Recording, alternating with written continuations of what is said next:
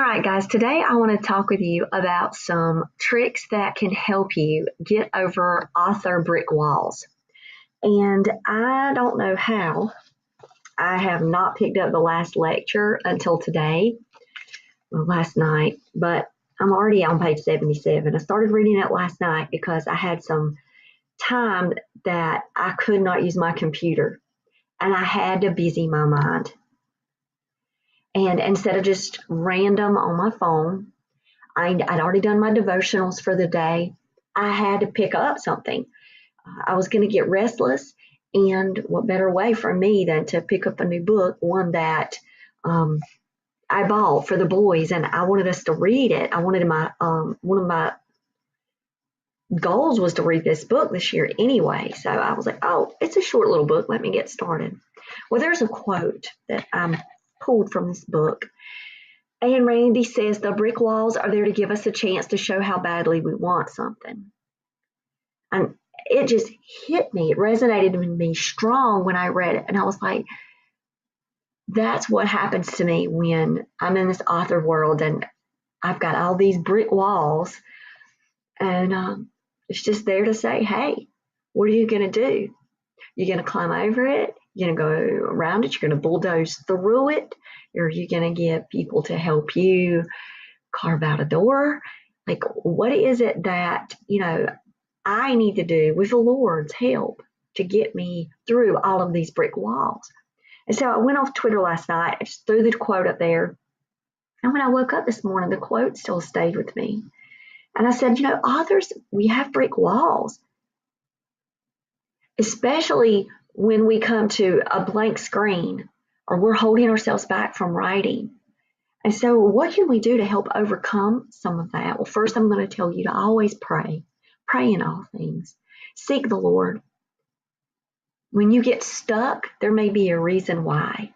I mentioned this in an earlier podcast when I was talking about I was all into this novel. I got to chapter 11. I hit this brick wall. Well, it wasn't meant to be that way. That was just like the roughest outline in the world. And if I would have kept going with that, I would have really thought that that was the book. But I needed time away from that book. And I needed to restructure it. I needed to look at my target population. I really needed to say, wait, God, you're not, taking me down this entire road to get me to the end. Thank you for giving me that brick wall. So I will say, yeah, God, thank you for those brick walls. So I want to talk about some tips on how to get over writer's block. So the first thing to do is just to get out. I'm saying get outside, go to a museum. There are so many things that you can do. Take a walk, just go sit out in the grass outside. Just go find a park, go to a state park.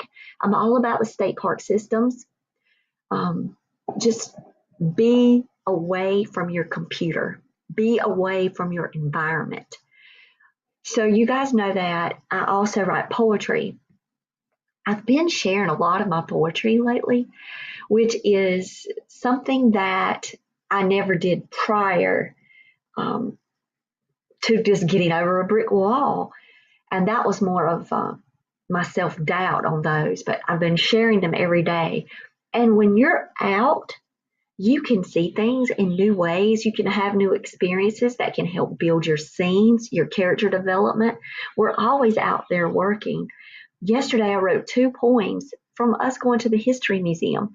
Had nothing to do with anything inside the museum. One of the poems I wrote was about a man on the concrete with his shoe off. And another poem was the conversation that I have with my boys on the way home, and their vocabulary, the way that they speak with each other. They're teenagers, or 16 and 11, and they have this really cool new language. And so I wanted to capture that language. And so those 2 poems came out of just us getting out. And I probably wouldn't have written anything otherwise. And now I have that memory of the man on the concrete and the woman in the flowery dress on her flip phone. All right. Number 2, read. And I'm talking about read for enjoyment. Just get yourself lost in a book. You do not have to go out and try to find, like, for me, I have books on my list that I know that I've always wanted to read. So when I do go to places and a book sits at me and says, I want you to, get me, buy me. I'm like, oh, I'll save it for a rainy day. Well, have your writer's block bucket by your desk, by your writing area, and have it just filled with books. There are books that I love, like Pride and Prejudice. I could reread over and over again. Pick up a series. You don't even have to start with the first book. Just go to a place. Just go to a book that you just love. Read for enjoyment. Doesn't have to be a new book either. It can be the olds. What drew you to love that book?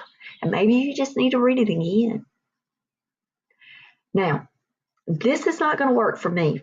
Number 3, outline or plan, but the sketch wheel. So I'm going to give you number 3 of how to get out of writer's block, as maybe you really need to just step away from your story and spend some time outlining it, kind of seeing where it's going, seeing what kind of potholes you might be having in your bumpy ride. How could you try to smooth some areas out?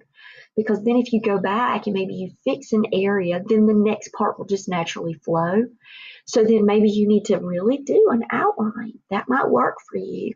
I wrote sketch on here because maybe you need to just spend some time doodling. There is research behind, the drawing and activating that side. But for me, I would probably pull images here. I would go to just start looking up images all the way across Google or Pinterest. Just whatever my topic is, just putting in words, and maybe something could spark my creativity. But the outline and the plan, it works for a lot of people. The more I talk with authors, I really respect that we all have this kind of way that we do things. So I had to put number 3 in there. Okay, number 4.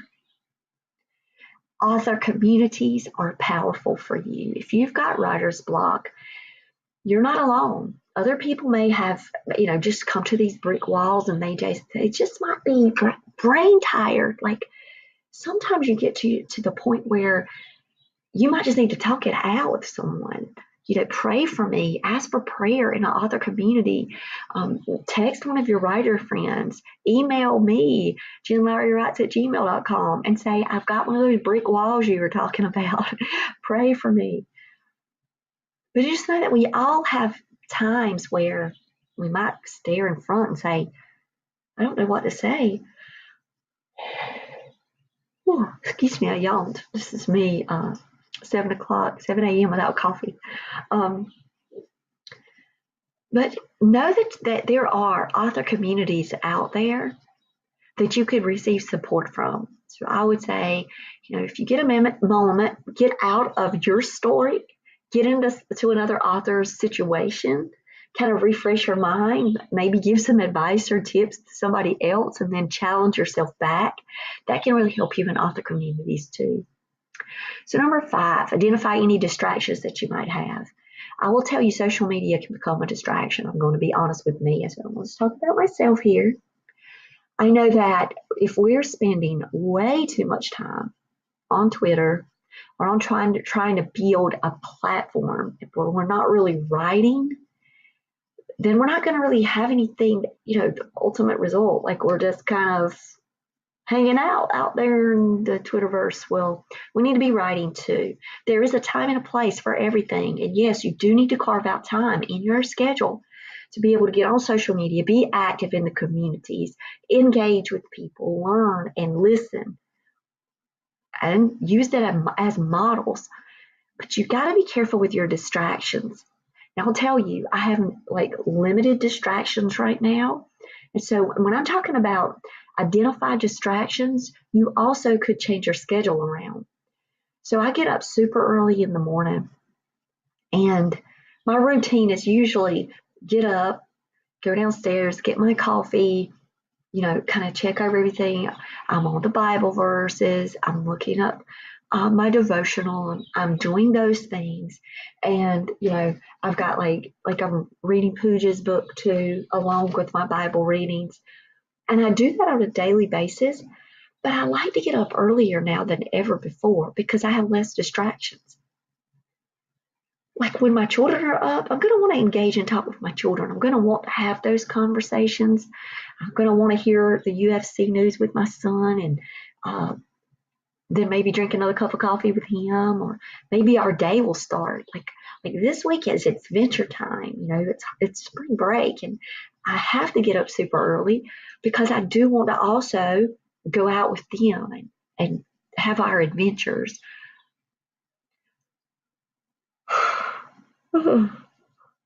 There's another distraction, being tired.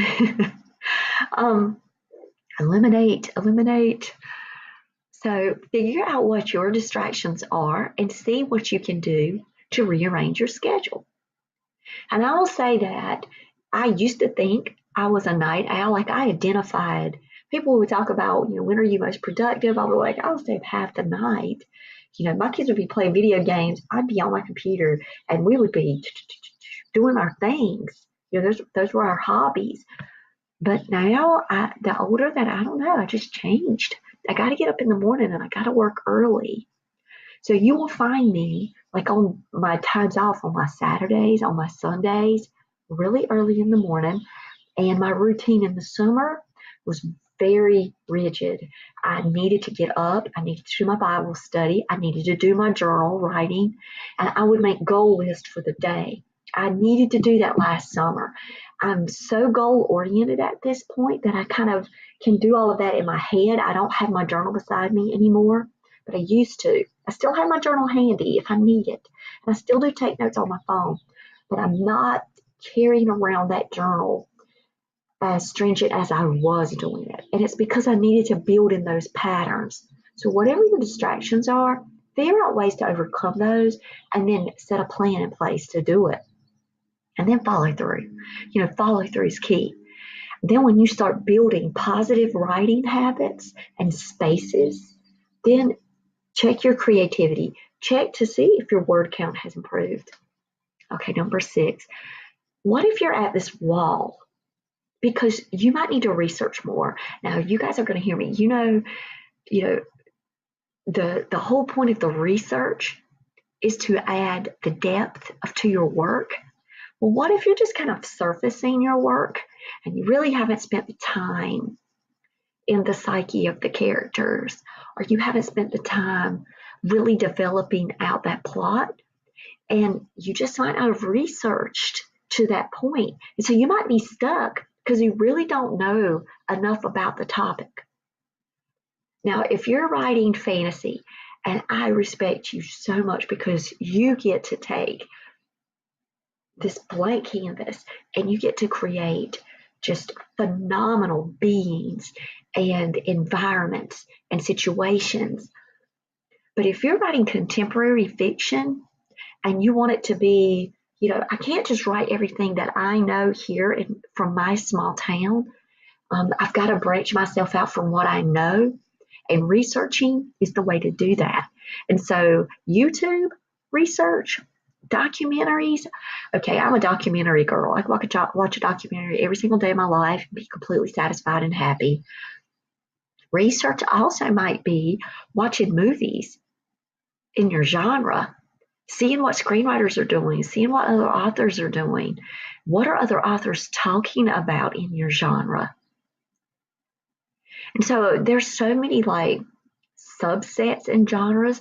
You can go and let's say you're writing romance and you know that you're writing a clean romance. Well, you've got a sweet talks that you can do. You can go and look up, common themes. You could say, oh, there's another aspect that I haven't thought about in this character with this character because you just spent time out researching in your genre. Might not even have to be researching a particular town or to try to model out of a town. Like say, you're going to pick a random town in Pittsburgh. You don't know anything about the area, the locals, the feel or the vibes. You can recreate that by doing YouTube tours and just checking out all kinds of Chamber of Commerce places and walking. That's what I did with Sweet Potato Jones. I wanted to have a place that was close to an army base that was going to be important for later development in the story.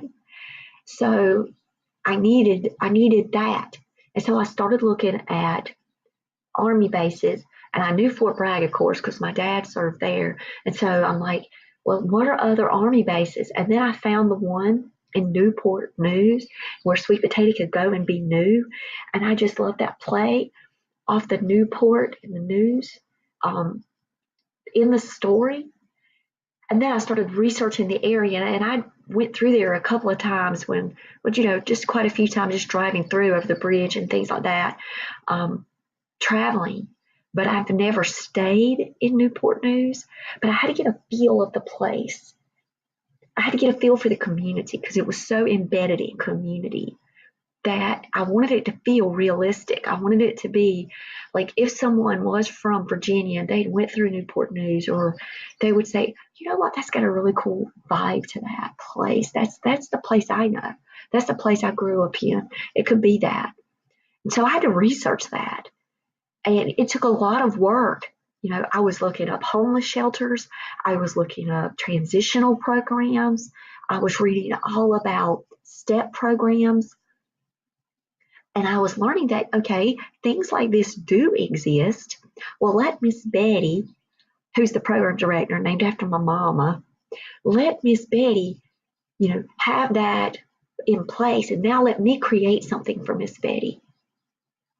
And how can I play off of these words, and what can I, use so that way if somebody, has experienced homelessness and they've been in one of these family shelters, then they can say, okay, mine wasn't quite like that, but I can see how that could be realistic. So maybe you just need to research. Number 7, remember who you're writing for. You're writing for you, right? You're writing for the Lord. And so what if you're caught up right now in your brick wall because you're worried about your reader, and you're thinking about your critics, and you're thinking about your reviews, and you're worried about what people are going to say or do or think or feel, and you're trying a new genre and this isn't typical for you, or and then how's it going to be received? Okay, wait a second. You are just got to stop. You're going to stop yourself like today, and you're going to write for you. Okay, remember why you've started this journey to start with. It's because it's your passion. It's your calling. The Lord has given you this gift right for you, and then everything else is going to fall into place. It's just you and that computer. It's that Holy Spirit vehicle. You're going to get there, and you're going to get in front of that computer. You're going to type, type, type, type, type, and you're writing for you. And have fun with it. If you get in those frustrating moments and the writing is frustrating and the writing isn't the release of everything that's going on in your mind and your heart, and you just got to get it all out, and you're starting to feel frustrated and you're starting to feel upset, or you're starting to worry, I'm going to be honest with you guys. It might not have anything to do with the writing at all. You might have something else that's frustrating you or bothering you. There may have been a conversation that you just can't let go of that happened 2 weeks ago. Whatever it is, that can infiltrate the system. And that can really harm you when it's your turn to write. And so you might say, hey, I've got writer's block, because that's an easy way for us to talk about it in our world. But what if we've got some other things that are going on that we need to deal with? So that way we can come to our writing and find joy in it again, because it might not even be about the writing, period. And so that's why I kind of left number 7, because that's one of the biggest challenges that I think that I can give you for today, is to write for you. And to clear yourself up each day. Repent to the Lord, pray to the Lord, ask the Lord to help you. Because we are writing this because it is a passion.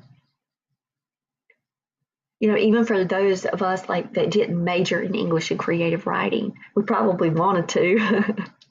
We probably wish we would have. And then we say, but we still have it in us. We still have our own voice. And you know what, guys? This Jen Lowry voice, yes, it's unique. But there could be somebody out there that could read my works and my voice And they can say, well, she might not have had the A through Z training and all of these fancy this and that and the other when it comes to writing. But I could hear her heart. I could feel her heart. I could read her heart in the books that she writes. And that's because, hopefully, I've started out these stories writing for me. Well, Sweet Potato Jones, look how long she stayed on the computer before, she's being published. You're talking years and years of writing for me. But then we can't just hold it all. We got to continue to write. We got to get over the walls. So that way then we can share our work with the Lord, with people, with publishers, with agents. I mean, could be other brick walls coming in. Once you write the book, that's not it. That's not it. There's more to do. The author work is never done. It is never done. But you got to find joy in it. I take it as a daily challenge. So I want to read this quote one more time from the last lecture. The brick walls are there to give us a chance to show how badly we want something. All right. I hope this has been helpful. You can like this video. You can subscribe to my channel where all things can happen on this channel. It can be homeschool teaching, public school. It can be devotionals. It can be this writing world that I'm so immersed in right now. So stick around. You never know what's next. All right. Bye, guys.